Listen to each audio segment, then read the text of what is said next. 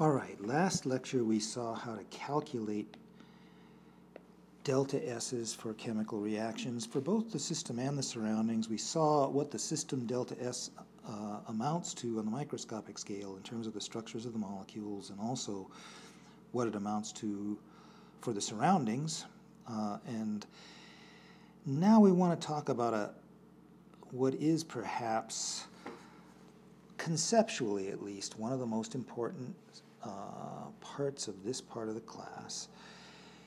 And that is talking about what all this stuff we've been talking about up to now looks like on the macroscopic scale. In other words, we want to know what a thermodynamic driving force actually is. The idea of a driving force is something that causes a change in the system or a movement in the system. And so if we take an analogy from classical mechanics, for example, let's suppose we have some kind of a particle and it's on a hill. It will tend to roll downhill. The reason it will roll downhill is because it's reducing its potential energy. The hill itself represents a potential energy function, and the force is the derivative of that function. So it's the slope of this potential energy function, and it's got a minus sign, which is why things roll downhill instead of rolling uphill. So looking at this is the idea is that in classical mechanics there's a principle of the minimization of mechanical energy, and when the particle rolls downhill and eventually arrives at the bottom, we've reached the minimum of energy, and at that point the derivative of that energy function will be zero, and therefore the force will be zero, and then we're at equilibrium. We're at mechanical equilibrium. In thermodynamics, we have almost exactly the same situation. The only real difference is the names of things and then the minus sign, so that things actually roll uphill in entropy rather than downhill in energy. So in this case, we're going to say that in analogy with force in mechanics, we're going to say that force in thermodynamics is a derivative of the entropy, right? In thermodynamics, we're maximizing entropy rather than minimizing energy, but apart from a minus sign, those are basically the same two things. And so it's the slope of the entropy, in this case, versus energy. Right here we have position as our variable, but in thermodynamics we don't have position, we have other variables, right? Energy and volume and mole numbers are our variables. So we're just changing the names here, right? Instead of energy here, we have entropy here. Instead of position here, we have energy here. But mathematically, the names don't matter, and so we're really carrying out the same kinds of mathematics, at least. And that means a lot of the same physics, too, in thermodynamics as you would in a mechanical situation. So equilibrium is when you reach maximum entropy. That's going to be when the slope is equal to zero, which means that the total entropy change has to be equal to zero at that point. And that means all the derivatives, the derivative with respect to energy, but also the derivatives with respect to volume and mole numbers and any other variables that may be present, they all have to be zero in order to be at equilibrium, in order to have maximum entropy and to be at equilibrium. It also means that changes in entropy with respect to any of the variables that matter, that control the state of the system will always move so that the change in the entropy is positive, and that means that these derivatives will be positive, and those derivatives, therefore, can be thought of as the driving forces in thermodynamics. What are those derivatives, though? I mean, this is awfully abstract. I'm talking about the derivatives of entropy, which is already abstract, with respect to energy, which is abstract. Volume and mole numbers is a little bit more concrete, but what does that even mean? Well, to answer that, let's look at the first law again. We know that the change in energy Energy can't be created or destroyed. It's always just transferred, and it's transferred as a heat change or a work change. But now we know enough to put a little bit more detail into these two. For the heat change, we know that ds is equal to dq over t, right?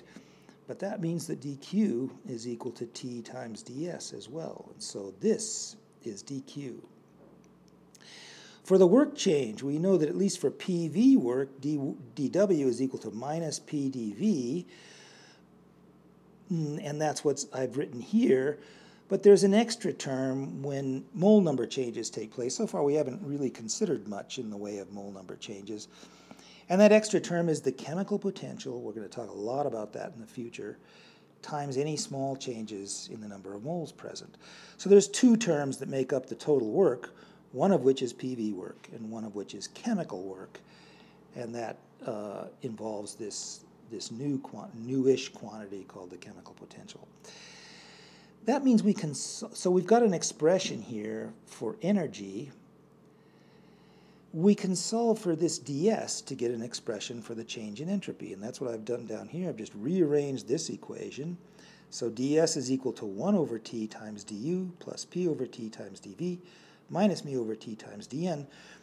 Remember from the calculus review from way back in the beginning, not that long ago yet, but still a fair amount of time ago, that if I have a function of three variables, u and v and n here, and then the derivative of that function, or the total differential of that function, is the partial derivative with respect to one variable times du, partial with respect to the other variable times dv, and so on. And that means that we can pick off these partial derivatives just by looking at these quantities in our differential expression for the entropy. And therefore we can identify the partial of entropy with respect to internal energy holding volume right and mole numbers constant is equal to 1 over t. We got that from the first law. The derivative of entropy with respect to volume holding energy and mole numbers constant is p over t, again from the first law. And finally, the derivative of entropy with respect to mole numbers holding energy and volume constant is minus the chemical potential divided by t.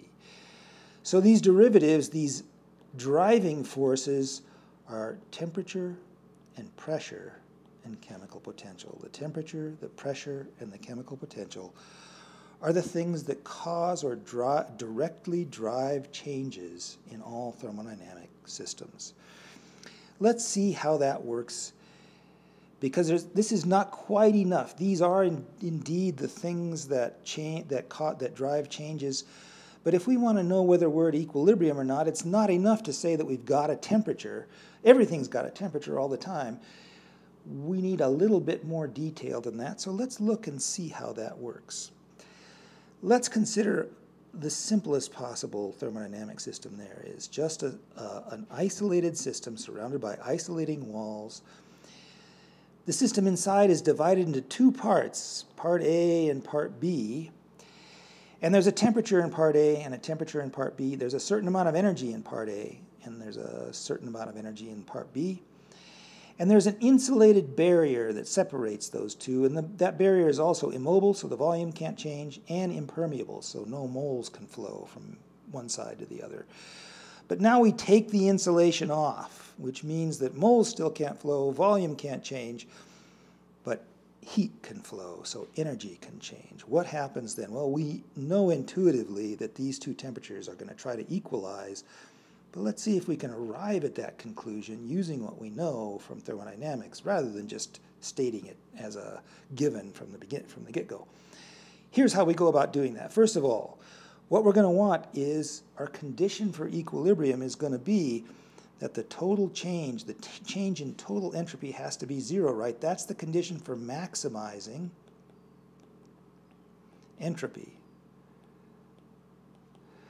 But the total entropy for both sides is equal to the entropy change for side A plus the entropy change for side B. In this case, since there's no volume or mole number changes, the entropy change for side A is just the derivative for entropy on A with respect to energy on side A, times any small energy change that may happen on side A, and the same thing for side B.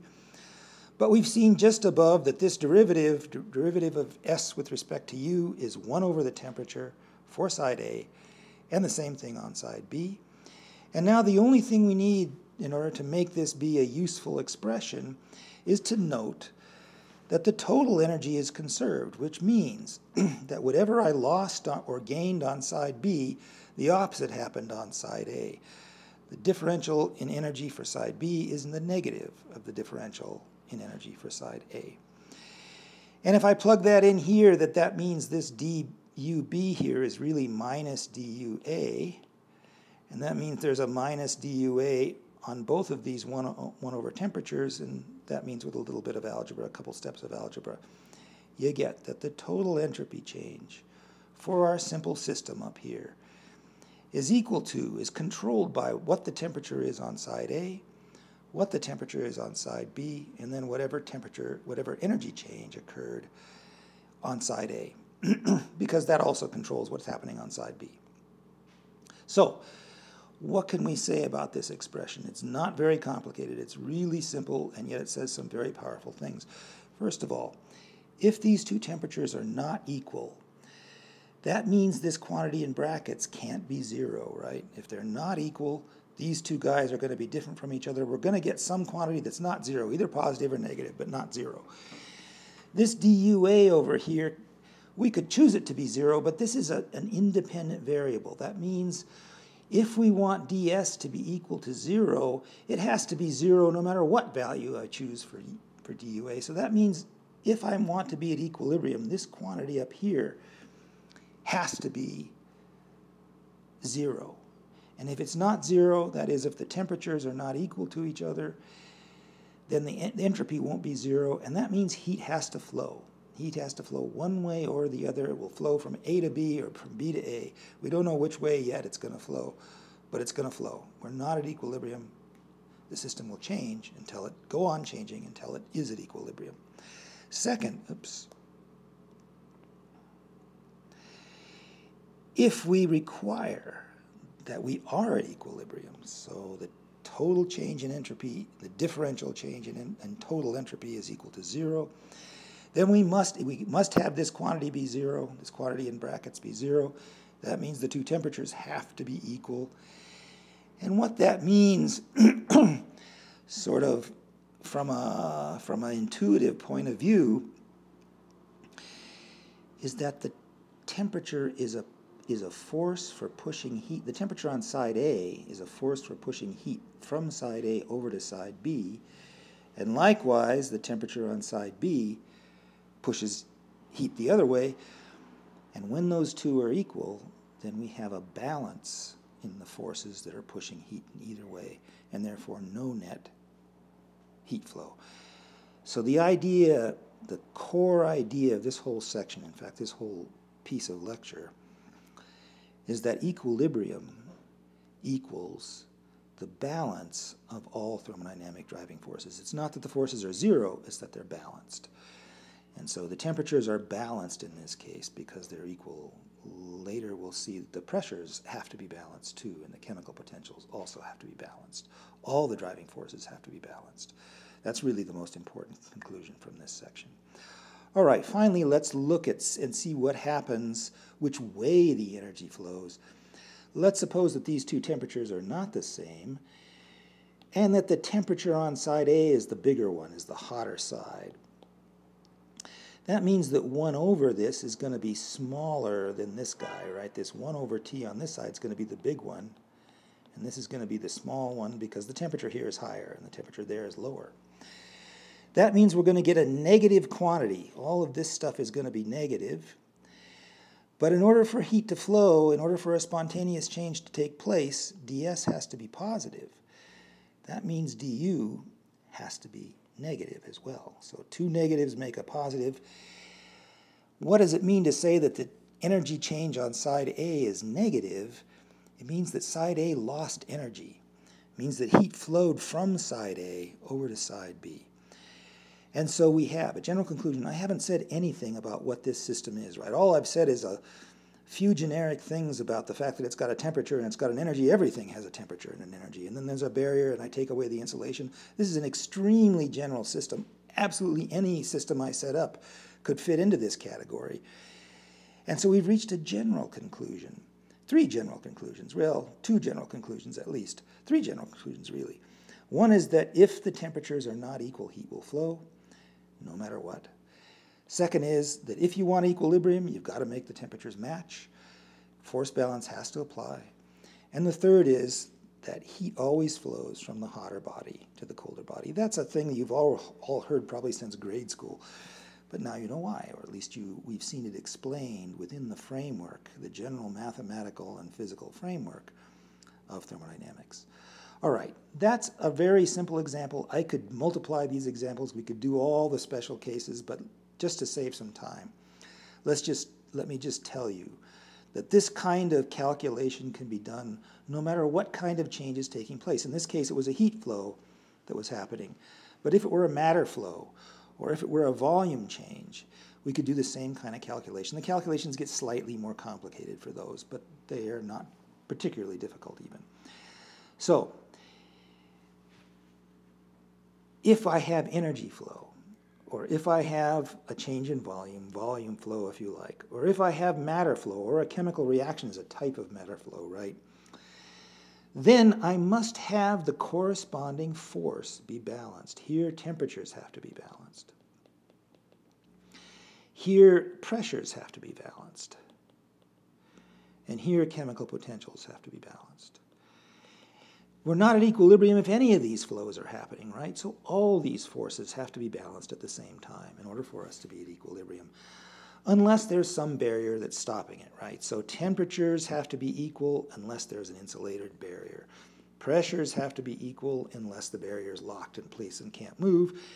And likewise, chemical potentials have to be equal unless the barrier is impermeable and the moles can't move.